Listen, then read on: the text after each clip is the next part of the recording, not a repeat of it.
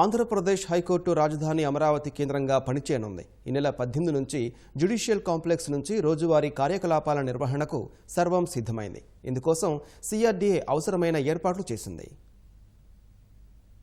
హైదరాబాద్ నుంచి రాష్ట్రానికి తరలివచ్చిన రాష్ట్ర ఉన్నత న్యాయస్థానం ఎన్నాళ్లు విజయవాడ సీఎం క్యాంపు కార్యాలయం వేదికగా విధులు నిర్వహించింది. ఫిబ్రవరి 3వ తేదీనే రాజధాని ప్రాంతంలోని నేలపాడులో జ్యుడిషియల్ కాంప్లెక్స్ ను ప్రారంభించినప్పటికీ అంతర్గతంగా కొన్ని పనులు పూర్తి కాకపోవడంతో తరలింపు ఆలస్యమైంది. ఇప్పుడు హైకోర్టు భవనంలో 23 కోర్టు హాళ్లను సిద్ధం చేశారు. న్యాయమూర్తులు, సిబ్బంది, న్యాయవాదులు, కక్షిదారుల కోసం అవసరమైన ఏర్పాట్లు చేశారు. హైకోర్టుకు చేరుకునేందుకు రహదారి నిర్మాణం పూర్తయింది.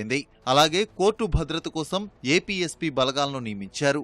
అంతా సిద్ధమైనందున ఈ నెల 18వ తేదీ నుంచి జ్యుడిషియల్ కాంప్లెక్స్ లోకి హైకోర్టును మార్చుతున్నట్లు రిజిస్ట్రార్ జనరల్ మానవేంద్రనాథ్ రాయ్ ప్రకటన విడుదల చేశారు.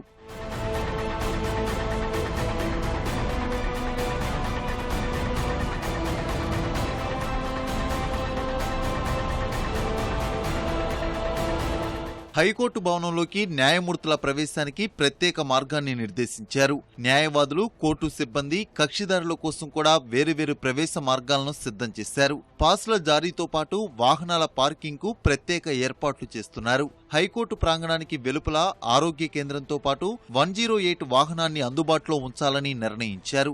ఉన్నత న్యాయస్థానం అవసరాల రీత్యా నిరంతరం విద్యుత్ ఉండేలా చూసుకోవాలని సంబంధిత అధికారులకు సిఆర్డీఏ కమిషనర్ సూచించారు. కోర్టు సిబ్బంది, న్యాయవాదులు, కక్షిదారులు నేలపాడుకు రాకపోకలు సాగించేందుకు వీలుగా ప్రత్యేక సర్వీసులు నడపాలని ఆర్టీసీని కోరారు. గుంటూరు, విజయవాడలోని వివిధ ప్రాంతాల నుంచి నేలపాడు వరకు సర్వీసులు తిరిగేలా మార్గసూచి రూపొందించారు.